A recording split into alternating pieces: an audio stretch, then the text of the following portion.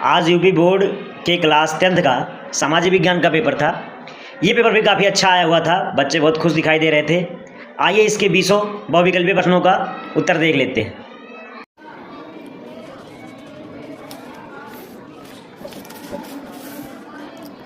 इसका पहला प्रश्न भैया, नीचे दो कथन x और y दिए गए हैं, दोनों कथनों को पढ़िए और सही विकल्प का चयन कीजिए।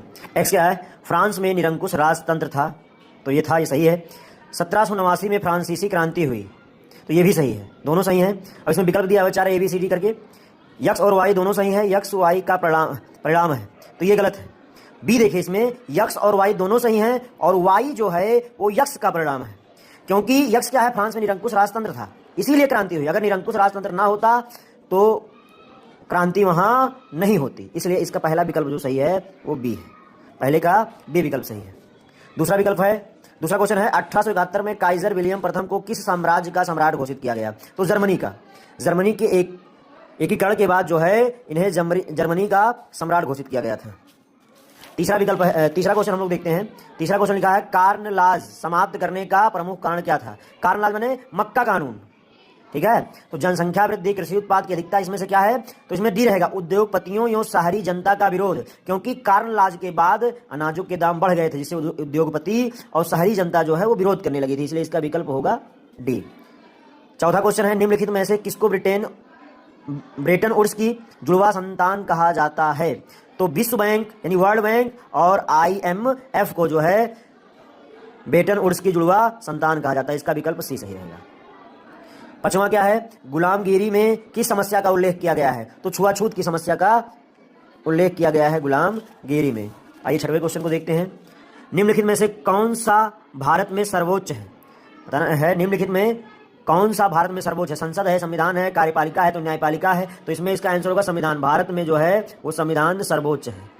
सर्वोच्च कौन है? संविधान है। सातवां क्वेश्चन देखिए, भारतीय संविधान के बारे में कौन सा कथन गलत है? यह धर्म के आधार पर भेदभाव की मनाही करता है, यह एक धर्म को राजकीय धर्म मानता है। इसमें गलत पूछा है, ध्यान देना है। तो ये भारत जो है एक धर्म निरपेक्ष राज्य है, भारतीय संविधान के अनुसार भारत एक क्या है? धर्म निरपेक्ष राज्य है। अतः बी वाला जो इसका ऑप्शन होगा वो इसमें सही होगा, क्योंकि इसमें गलत पूछा है, तो यह एक धर्म को राजकीय धर्म मानता है, ये क्या है? गलत है। बाकी के जो आंसर हैं वो इसलिए नहीं लगाएंगे क्योंकि इसमें गलत ऑप्शन पूछा था कि गलत ऑप्शन कौन सा है, तो ये है, यह एक धर्म को राजकीय धर्म मानता है, जबकि ऐसा नहीं है, भारत एक धर्मनिरपेक्ष राज्य है, यानी देश है। निम्नलिखित में से कौन सा लोकतंत्र का मूलभूत सिद्धांत है? एक व्यक्ति का शासन, तो ऐसा लोकतंत्र का नहीं होता है मूलभूत सिद्धांत। स्वतंत्रता के साथ लोगों का शासन, यह है, यानी इसका विकल्प होगा सी, ठीक है। लोकतंत्र का आशय ही होता है जनता का जनता के लिए और जनता के द्वारा शासन। देखिए इसका 9वां क्वेश्चन है, राजनीतिक दलों के सामने कौन सी चुनौतियां हैं? तो आंतरिक लोकतंत्र का ना होना ये चुनौती है, परिवारवाद ये भी एक बहुत बड़ी चुनौती है, और धन और अपराधी तत्वों का प्रभाव ये भी क्या है? बहुत बड़ी चुनौती है। यानी तीनों जो है वो विकल्प सही है, यानी इनमें से सभी, ठीक है। क्योंकि कुछ लोग पैसे और बल के आधार पर टिकट मांगते हैं, तमाम चीजें हैं, तो इसका ऑप्शन डी होगा। 10वां क्वेश्चन है, महिलाओं को नारी शक्ति वंदन अधिनियम 2023 के अनुसार कहां आरक्षण नहीं दिया गया? तो लोकसभा में भी दिया गया है, विधानसभा में भी दिया गया है, दिल्ली विधानसभा में भी दिया गया है, राज्यसभा में नहीं दिया गया है, ठीक है। इसका आंसर बी हो जाएगा। चिपको आंदोलन का उद्देश्य क्या था? चिपको आंदोलन का उद्देश्य था वन संरक्षण, भाई पेड़ों के कटान को रोकना। 12वां क्वेश्चन है, निम्नलिखित में से आधारभूत खनिज को छांटिए? तो सोना, चांदी, तांबा, लौह, अयस्क, तो इसमें से तांबा होगा। आधारभूत क्या होगा? तांबा। सोना चांदी जो है वो मूल्यवान धातुएं हैं, और ठीक है, तांबा एक आधारभूत खनिज है, क्योंकि वो हर जगह, हर फैक्ट्री, हर कारखाने में उसका काम लगता है, ठीक है। इसके बाद देखिए, निम्नलिखित में से एक संस्था अंतर्राष्ट्रीय व्यापार से संबंधित है? तो ये तो बहुत ही आसान प्रश्न था, विश्व व्यापार संगठन, इसका आंसर ए होगा, विश्व व्यापार संगठन।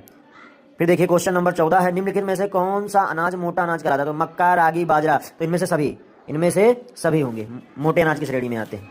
आइए इसका अगला क्वेश्चन 15 नंबर है, भारत का कौन सा शहर इलेक्ट्रॉनिक राजधानी कहलाता है? तो बेंगलुरु जो है वो भारत का इलेक्ट्रॉनिक राजधानी कहलाता है। क्वेश्चन नंबर 16, उपभोक्ता संरक्षण अधिनियम किस वर्ष में पारित हुआ था? तो 1986 में। क्वेश्चन नंबर 17 है, भारतीय रिजर्व बैंक का मुख्य कार्य क्या है?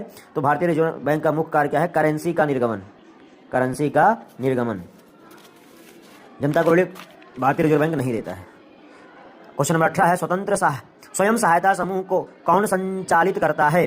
तो सरकार, पंचायत, सभी सदस्य, बैंक। तो सभी सदस्य। स्वयं सहायता समूह जो है वो सभी सदस्य, उसमें जितने सदस्य होते हैं वो आपस में मिलकर के स्वयं सहायता समूह चलाते हैं। अंतर्राष्ट्रीय व्यापार का लाभ किसे प्राप्त होता है? केवल विकसित देशों को, केवल गरीबों को, तो सभी देशों को। इसका विकल्प हो जाएगा सभी देशों को। निम्नलिखित में से कौन सा उद्योग कृषि आधारित है?